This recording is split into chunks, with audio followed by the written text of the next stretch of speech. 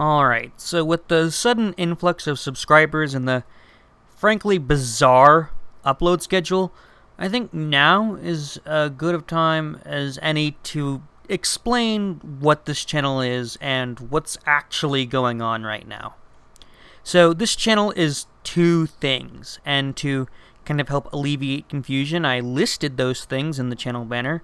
It is a music channel and a game development channel. So anytime I go to upload a video, there's like a 50-50 chance that it'll be one or the other. And I try to distinguish it because the ones that are music usually have a format like this.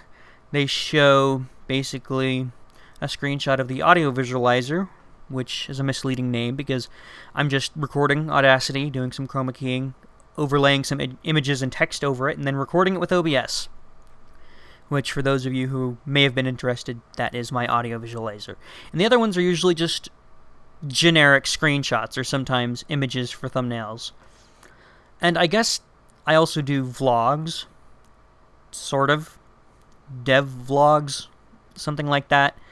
But the main thing is it's either music or it's game development, and there doesn't really seem to be a pattern, and that's because there is, in fact, no pattern. And there's been less so of a pattern lately because things just keep getting more and more hectic. So over the channel, there have been a few main projects. I mean, you can see that I've delved into a ton of projects, but like this one especially being very short-lasted, and it's actually never going to be revisited again. I think I mentioned that in the description, but the main project, I'd say the first real project on this channel, was Xenon Kart Racing. And that is currently finished. I mean, the game doesn't look finished. It's definitely not polished by any means, but I have no intention of returning to it anytime soon. Then there's Village Quest. That has been shelved. Had a good run. Actually, that's a lie. It had a very, very disappointing run. It was very buggy from the start. Chain Playground, that has been the longest running video game project of mine ever, because it's still technically in active development, and it started actually years before I even uploaded it to the channel. It was just shelved for a long time until I decided, hey, I want to make it online with like user-generated levels. And so I did that. Worked on it until I got it to a presentable state, uploaded a video about it, and then shelved it again because I figured no one's ever going to make any more levels for it. And then later, someone did, or at least I went to check and saw that someone did. And I made that video, resumed working on the game again, practically full-time. Started working on the 0.5.0 pre-release update, and then I paused that for now, but we'll get to that later. But during the hiatus of Chain Playground, there were other such projects as Adventure World, the Adventure World remake, which started when I made my first voiceover video, a retrospective of my first games, and actually got quite a bit of views at the time. And I asked in that video whether or not people would like to see me make a remake of the game that I talked about there. And there was a yes response generally, and I wanted to do it anyway, so I went ahead with it. Kind of just randomly worked on it. Also was working on Xenon Kart Racing at the time too, and I kind of sort of dropped both. Started working on a little prototype called Space Farming. That went nowhere. Music Sequencer went nowhere. Kept getting interrupted by a Logism 8-bit computer, which has the most views of any video on this entire channel for some reason. I don't even like that video. It's way too long. I did not do a good job on it, yet that's my most popular video for some reason. I'm not that proud of it. Working on, honestly, a Papa's Burgeria ripoff. Worked on Mechabox very briefly, and I got burnt out on that really quickly because of how difficult it was. And what I actually did is, I think, judging by the schedule, I don't remember that well. I think I was working on this again. There's actually a gap of like 2 months here. What I was working on after this, or was it before this? I think it was after. What's the gap look like? 11 months a year. Yeah, I think after this, I was working on recreating Minecraft in Unity. I might go into that at some point, maybe. But as you can tell, it's one of those things that I never actually made public. Because, well, I figured it eventually far enough into the project, I'm like, okay, this is going nowhere. And I was right, it was going nowhere really fast. Tried to make a Tetris game, and after learning about just how ridiculous, well, I wouldn't say ridiculous, how stringent and strict the Tetris company is with their copyright, I postponed it indefinitely, since I was not prepared to actually go through the formal process of getting it officially licensed.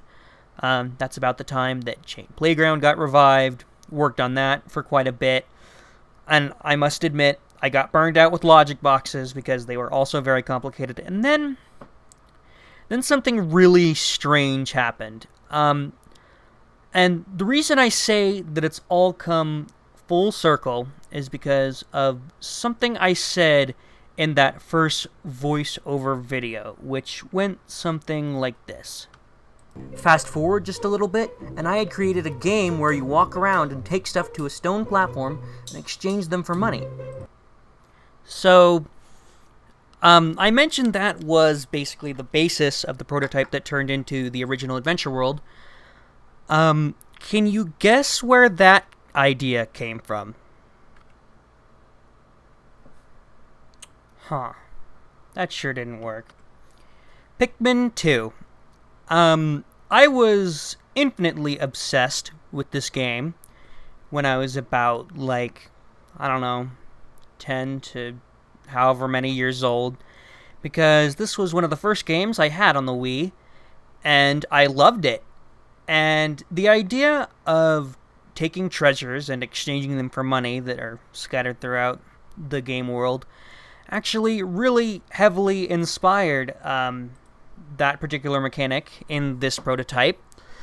And yeah, that's where that came from. And of course, the reason it has all come full circle is because right after I got burned out with the logic boxes, I don't remember why exactly it happened or how exactly it happened, but someone turned on the Wii for whatever reason, and I decided at one point that I would play some games or something, you know, just to kill some time, and I played Pikmin 2, and all at once it came back to me, and I immediately realized and remembered, oh yeah, I was completely obsessed with this game for the longest time.